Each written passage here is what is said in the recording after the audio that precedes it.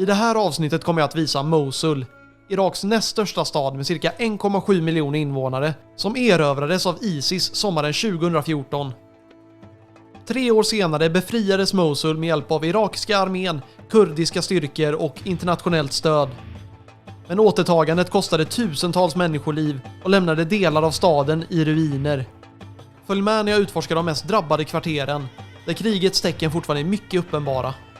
Oj, det är skott här fortfarande. IS-krypskyttar har varit här för några år sedan. Exakt här jag står. The leader of ISIS al-Baghdadi, there were message that Mosul is the capital for ISIS. They just destroy everything.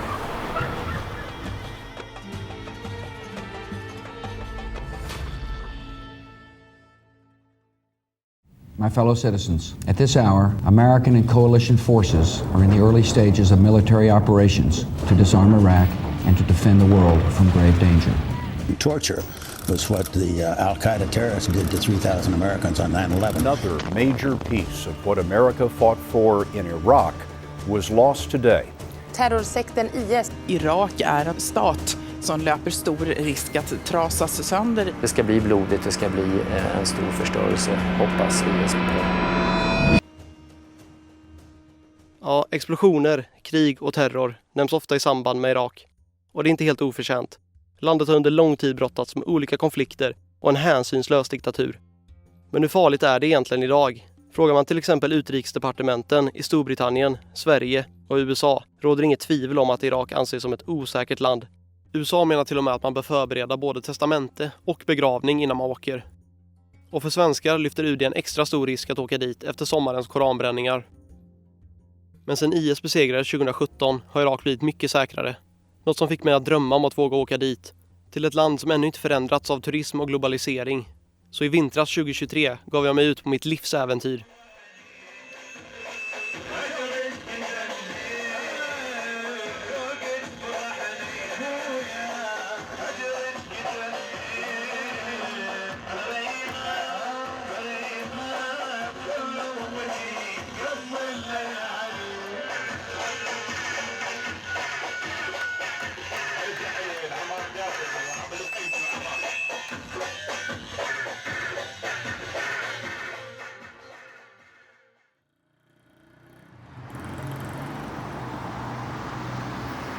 Min tid i staden börjar med en tour av gamla Mosul, stadsdelen där majoriteten av kriget utspelar sig och som blev totalförstörd i processen. Trots att kriget tog slut för cirka 7 år sedan är det inte riskfritt att gå runt här, eftersom området fortfarande håller på att rensas på minor. Som tur är har jag hittat en guide, läkaren Mohammed, som är född och uppvuxen i Mosul och som kan hålla ett öga på mig så att jag inte går och springer bort benen på mig själv när vi utforskar denna före detta krigszon. And here you can see that there are lots of houses, and now it's nothing. They just destroy everything. It's very sad. Yeah. När man är där på plats är det väldigt svårt att ta in att detta har varit ett helt vanligt bostadsområde för flera 100 000 människor. Det är alltid konstigt när man är i folks tidigare hem att gå runt och folk har kvar så här badrumsgrejer på väggen, det ligger böcker kvar, någon keps. Och folks liv är kvar, alltså det är en gammal spegel här. Folk har verkligen bott här och så har det varit en krigszon samtidigt. Det är skotthål överallt, det har hänt fruktansvärda saker. Det är bara så sjukt att tänka sig att folk har bott här och så ser det ut så här nu. Väldigt konstig känsla att gå runt här. And also you can see this has been safe at Arrow. Yeah. This rubble is also safe. Oh. You can see the rubble that it is safe. Här ser ni hur Mohammed går igenom lite grundregler med mig. Dessa safe-markeringar finns lite överallt i området. Står det safe på en vägg i ett hus betyder det att rummet är rensat på minor. Ute på gatorna kan man istället hitta dessa rödvita stenar där den röda sidan indikerar att det fortfarande kan finnas miner medan den vita sidan betyder att kusten är klar. Men det finns fortfarande en risk man måste ta hänsyn till. And also you can see here, this is maybe it will be collapsed because everything is like. Oh yeah. So it's safe from mines, not safe from collapsing. När jag frågar Mohammed om betydelsen av en skylt berättar han att den varnar för miner och Förvånande nog, leksaker som tydligen ska vara livsfarliga att plocka upp i området. And also you know that the ISIS they make the mines inside the toys. What? Inside the toys. For the children, when they play with the toys, boom. Why would they target children? They are terrorists. Yeah. Wow, I didn't expect that. Or I don't know what to expect. I know they were horrible. Yeah. Doing all kinds of barbaric stuff. Of course. They came here. Here the ISIS they made like holes in each house in order to escape from a house to another one. And because if they will go from the main door, they will be killed. So they make like secret pathways in order to go, like rats. Mohammed fortsätter och berättar att ISIS tog kontroll över gamla Mosul på grund av dess strategiska position med kust och utsikt över Tigrisfloden, som tidigt blev en slags frontlinje under striderna om staden. So the snipers is a very strategic place to them because if they go to the top of each house to the roof, they can control everything about the other coast. So it's a strategic place, and also you can see there are narrow roads, so the cars, tanks cannot enter. So the destroyed area, it's from because ISIS was they were here. So in order to liberate the area, you have to bomb. The ISIS also used the normal people, the innocent people, as a shield for them. So it's really sad. So there are lots of people that they killed here during the bombing. Ja, som Mohammed sa dog många civila när de USA-ledda internationella styrkorna bombade kvarteren där ISIS höll till.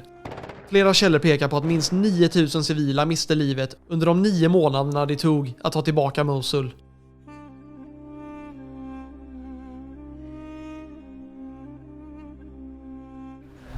There's a house that is resting. We can see bullets. Oh, is it where we're going now? And also a missile that didn't bomb. Oof, so we should be very careful. Of course. Ja, fortsatt så ser det ut som vanligt här i området. Jag får inte nog av hur sjukt det känns att gå runt här i skotthålen och ha en gammal tv också. Have you seen the TV?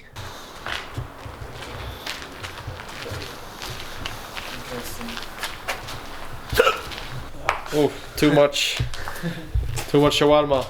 Too much food. Can you see it? This is. Yeah.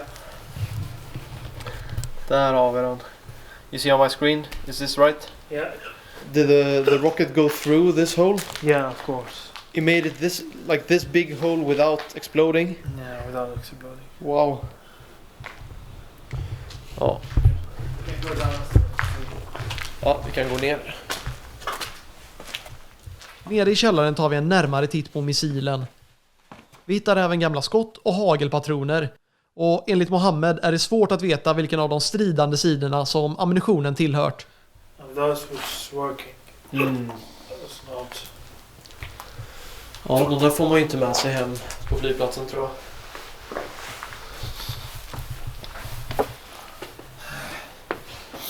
All right. Jalla. Vi går vidare och Mohammed tar mig till ett hus som ISIS tidigare använt som fängelse. What type of people would they have here? For example, for those who just go against them, or for those who don't follow the rules of ISIS, and also for those, I think for those who just made a sex with their girls. Also, they just stoning them. If they weren't married, they would get stoned. Yeah, I think. Wow. Ja, som många vet styrde ISIS sina städer med järnhand, där barbariska straff för mindre brott var mycket vanliga. Till exempel var det nolltolerans för kvinnor att visa någon form av bar hud. Bara att glömma handskar kunde resultera i fysisk bestraffning. Amerikanska NBC rapporterade om ett par som blev offentligt stenade till döds efter att de hade dömts för äktenskapsbrott. ISIS avrättade även mellan 600 och 1000 shia-muslimer när terrorgruppen tog kontrollen över ett fängelse norr om Mosul. En rapport från FN bekräftar uppgifter om avrättningar, massgravar och kidnappning av barn som sedan tvingades att utföra självmordsattentat. Och om man misstänktes för att vara homosexuell kunde man vänta sig extrema straff. For the gay people, they just threw them from the high point that we have here in Mosul. So from the highest point, they just threw them. Oh, wow. They just fall on the ground. Then they just continue with stoning them. Just threw stones to them. Wow. That's what they did for the gay people. And if you will go to the second floor, you will see that the holes for the snipers.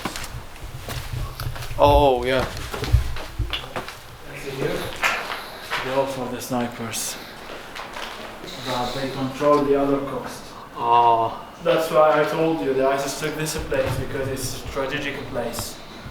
So they can control the other coast of Mosul. Yeah, it gives a perfect view of the bridge. Exactly.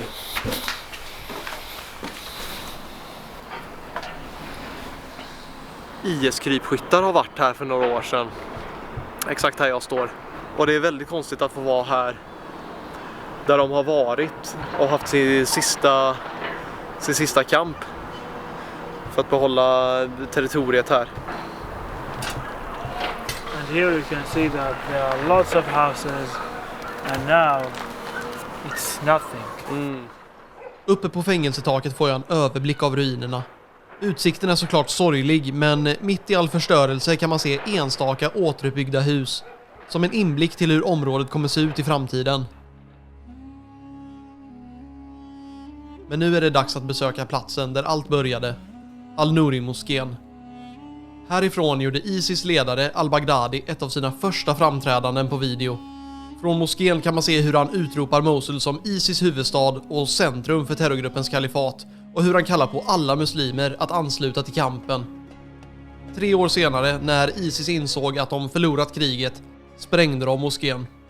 Iraks regering säger idag att förstörelsen av den 840 år gamla moskén med sin berömda lutande minaret innebär att terrorrörelsen erkänner sig besegrad i Mosul. När vi besöker moskén har den förvandlats till en byggarbetsplats.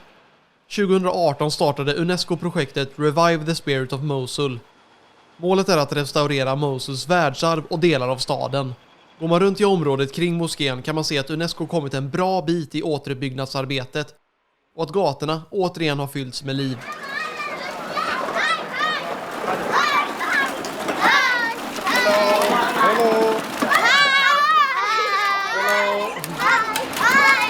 Salam alaikum.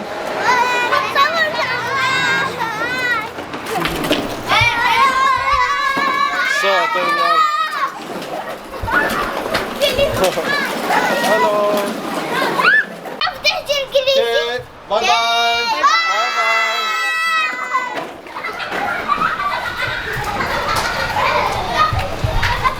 Vilka små busfrön. Salam alaikum. Hallå. Sweet. Sweet? Yes. Good. Good. Yeah. Yes. Nah, good. Yes. Tamam. Tamam. Yeah. Chismek. Rafi. Rafi. Yeah. Nicolas. Nice to meet you. Very much. Här träffar vi den pensionerade kampsportsexperten Rafi som berättar att han är coach och sin son som drömmer om att ta sig till UFC. One more time. Oh. Dessutom säger han att han kan ta sig ur vilket grepp som helst.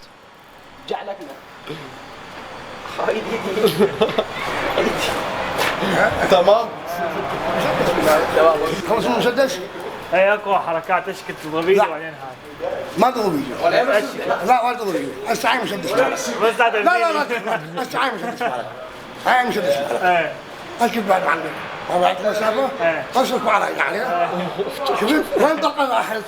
فوق. وين الضربه مالك؟ ايه هون. Jävlar, livsfarlig.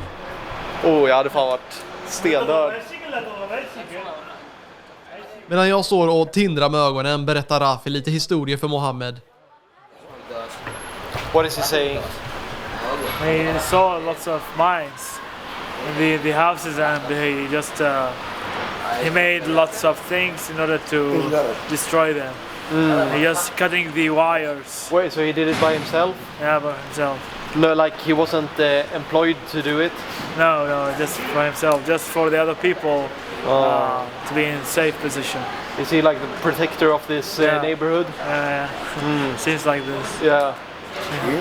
يقول عيسى اني على الهاي اقول له الوايرات وقصه. ايه اكثر غزوه خلاص يا شباب كانت هنا طياره. Ja, man får väl avunda hans mod. Okej, bye bye. باي باي. Men efter ett tag var det dags att säga hej då till gänget och rätt så snabbt så faller mörkret. Då springer jag och Mohammed in i en bekant till honom, Saad, som berättar om hans tid under kriget. عشان توصف الاحداث دمار. It's very hard. الموت كل 10 دقائق تقول دموت. Every 10 minutes you think about you will die. Really? Yeah. موت 24 ساعة ما معلوم بأي دقيقة تموت. You didn't know in which minute that you will die. Most, like all the time or during the liberation? During the liberation. Was he ever afraid of getting arrested for something? كنت تخاف لا يعتقلوك أو شيء؟ لا ما أخاف يعتقلوني أخاف لا صاروخ يقتلوني. From the bombing. Sorry? From the rockets. Oh yeah. Then thank you very much, and also if he like to add something else Thank to the you, camera, thank you. you can أنا أم thank you. أنا أم thank you معك. Vi rör oss tillbaka mot hotellet och jag gör mig redo för ytterligare en dag i Mosul. Men nu kommer inte fokuset att ligga på krig och elände. Faktum är att det är långt ifrån hela staden som förstörts i kriget och det skulle faktiskt kännas fel att inte visa upp någonting annat. Jag möter upp med en annan guide som är riktigt taggad på att visa mig omkring. Yeah, so Mustafa? I am Mustafa Chalabi. I'm from Mosul, tour guide, you know, and welcome to Mosul. Shukran. Först ut är Mosuls över 100 år gamla marknad. Den har massa olika delar, men vi börjar vid det som Mustafa kallar för metalldistriktet. Det kanske är världens coolaste gubbar jobbar. Blacksmith market. They make metal chain knives here.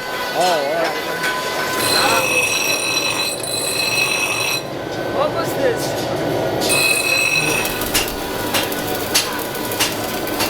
Oh wow.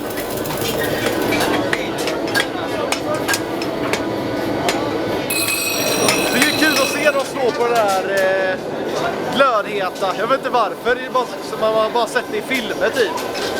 Jag fortsätter att beundra hantverkarna och sen beger vi oss in i marknaden, som mer och mer känns som en labyrint. As well. Yeah. So many things. Yeah. Carpets I knew were gonna be here. Yep. Och givetvis ingen marknad utan massa färgglada kryddor, sötsaker och mat. This is Numbasra. It's very did you try Numbasra? No. This is like very delicious drink. Oh. There is a zabib. There are so many drinks. Oh yeah. But you guys like it so sweet. Yeah, it is culture. We put a lot of tea, we put a lot of sugar, especially in tea. Yeah. It is normal. Many like colors. Yeah, of course. Sweet. What's that? It's like sweet desserts. Oh. You put it, mix it with water, and How do you get that color? it's like a little bit of food coloring. Oh. Okay. Yeah, like this melon, strawberry, apricot, banana, lemon, orange, vanilla. Oh. Wow. Yeah, everyone has a different taste. All right. We didn't finish yet. We will take the whole day. Yeah. You said we have only seen 10% of the market? Yeah, 10-15%. Åh jävlar. Ja, det är gigantiskt här. Det tar aldrig slut. All right, this one I know. Yeah. Baklava. No, not baklava. No? No, halkoum. Halkoum. Khartoum? Yeah. Okej, förlåt. I'm sorry. That's okay. Oh, a lot of sweets. Iraqi dates. Oh, that's I know this candy. But this is what we have at home. Sugar. Yeah. Ja, lösgodis var jag inte beredd på att hitta. Mosuls enorma marknad överträffade mina förväntningar. Vi fortsatte förbi gigantiska kastruller, vackra tekannor och sen kommer vi till det som jag ser som dagens höjdpunkt. Äntligen fiskmarknaden. Ja, det luktar redan fisk. Already smells like fish. Yeah, welcome. Come here. Oh, shukra. Oh. Ja, vi har tagit oss till en av alla Mosuls fiskmarknader. Kolla tänderna på den här jäveln.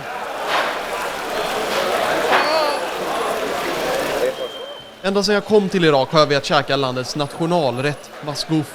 Och jag kan inte tänka mig ett bättre sätt att testa rätten än att äta den helt färsk på denna blöta fiskmarknad. Okej, nu ska vi äntligen testa den här fisken. Det är väl så här egentligen, om man ska äta kött så är det väl så här man ska göra. Jag ska välja vilken fisk jag ska äta, vilken stackare som ska dö. Vilket känns sådär, men det är väl lite hyckleri om man inte gör det, tycker jag. Eller känns det som. Så tyvärr så får jag välja någon av de här rackarna som ska dra den. Att fånga en fisk var svårare än väntat. Det såg så enkelt ut när fiskhandlaren gjorde det med en hand. Eftersom jag tyckte det var lite äckligt så blev det en hel del halvdana försök.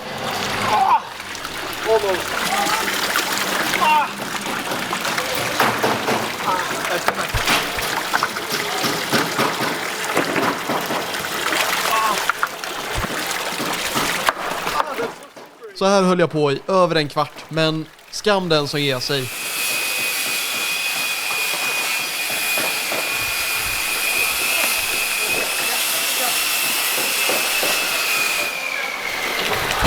I'm sorry, fish. You have to go by body. Yeah. You're going in i min och Mustafas mage. Tillagningsprocessen är nog lite för grafisk för att visa här, men jag ska försöka förklara. Det första man gör är att dela fisken på längden så den får sin ikoniska platta look. Sen rensar man den på inälvor innan man sätter fast den med insidan mot brasan. Efter cirka 1 timme är fisken klar och det enda som återstår är att pensla på marinad och slänga på generöst med krydda. Wow. Fan vad gott det ser ut. Small bones. Oh. Ja, mycket ben. So, how do you not get the bones? You have to be careful. Like it's very hot in the beginning. It's very hot. Oh, okay. While it's cooling, could you tell me like what do you know about this dish? How did it's the national dish? Yeah, of Iraq? national dish of Iraq is masgouf. This is very ancient dish. Yeah. They say it's about like in the history in the past they do this the same. Yeah. In the past they do the same. The same way? Yeah. Like hundreds of years way back. Wow. Ska testa här. Har vi den? Careful. Jättegott. How is it?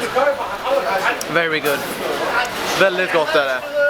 Det är alltså de äter grillad fisk så här färsk. Det är underbart gott. Tamam. Very good. Efter att vi har käkat upp det som jag ändå måste säga är den godaste fisken jag har ätit var det dags att försöka och betala. Okej, shukran very much.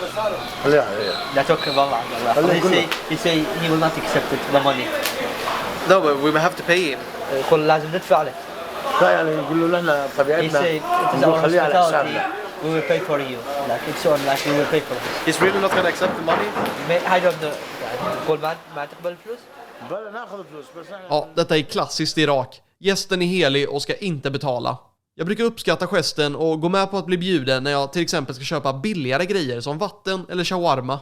Men när det handlar om en delikatess som masgouf, där en rätt kostar över 200 spänn, kan jag inte låta herren här bjuda mig, och efter lite tjat fram och tillbaka accepterar han till slut och jag och Mustafa fortsätter kvällen. Mustafa berättar att det är vanligt att irakier börjar bråka med varandra om vem som ska få äran att ta notan. Lite annorlunda från swish-kulturen vi har här i Sverige.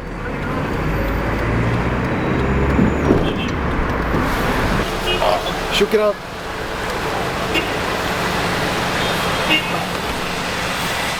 Innan jag och Mustafa skiljer oss åt vill han att jag ska testa en sista sak. With buffalo milk? Yeah, buffalo milk. Have you tried it? Yeah, very delicious. Have you tried a lot of cow milk? Yeah. Do you think it's a big difference? A little bit fat. More fat? Yeah, more fat. Ja, spännande. Buffalomjölk. Ska vi testa det då?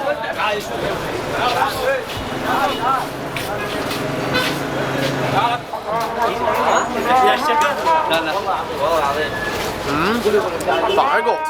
Det måste vara jävligt hög fetthalt. Do you know how many percentage fat? No, I don't. Nej, klart de inte vet. Vad skulle man veta? Very careful. Hallå. Very hot. Careful. Ja, det här tyckte jag om. This was very good. Det var jättegott.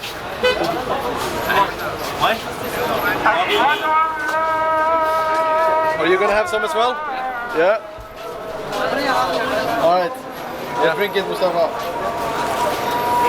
Very good. Very good. Yeah, different than the cow milk. What is it? Tired? I mean, How do you say delicious? Tired?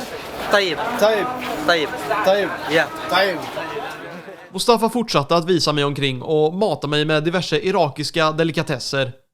Tiden flög förbi och helt plötsligt var det dags att dra till Mosuls garage för att leta upp en delad taxi som kunde ta mig vidare på mitt äventyr.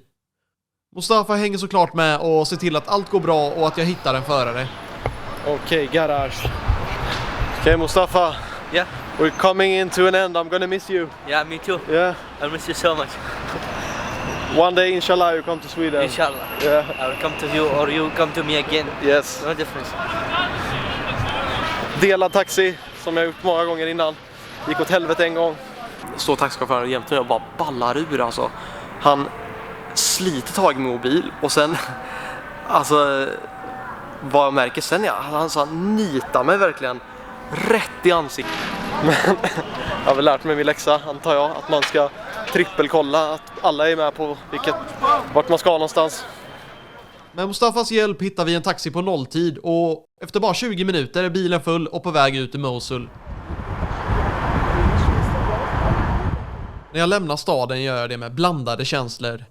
Det gör mig väldigt glad att se hur vardagslivet återvänt till Mosul. Samtidigt är det jobbigt att tänka att alla underbara människor jag träffat under min vistelse på ett eller annat sätt påverkats av detta hemska krig. Och jag hoppas innerligt att freden som nu råder kommer fortsätta. Mosul blir den sista staden jag besöker i den arabiska delen av Irak. Nästa stopp på resan är den semi-autonoma regionen i norr, som officiellt kallas för irakiska Kurdistan. Vad som är det korrekta namnet är kontroversiellt och svaret beror på vem man frågar. Men för lokalbefolkningen är svaret uppenbart. Yeah, make little video Iraq. Yeah. Kurdistan. No Iraq. Yeah, I know, but I make Kurdistan. Kurdistan. Yes. Good Kurdistan. Kurdistan, yeah, first time I make. Ja, man kan säga att jag gjorde bort mig det första jag gjorde. Jag var faktiskt inte beredd på hur annorlunda saker skulle vara. Kurdistan ligger bara en timme bort från Mosul, men skillnaderna mot resten av landet märks snabbt. För det första är språket annorlunda. Och när det kommer till naturen har palmerna och ökenlandskapen bytts ut mot berg och gröna kullar. Jag hoppas nu att ni är riktigt taggade på nästa kapitel av min resa. Kapitlet om Kurdistan.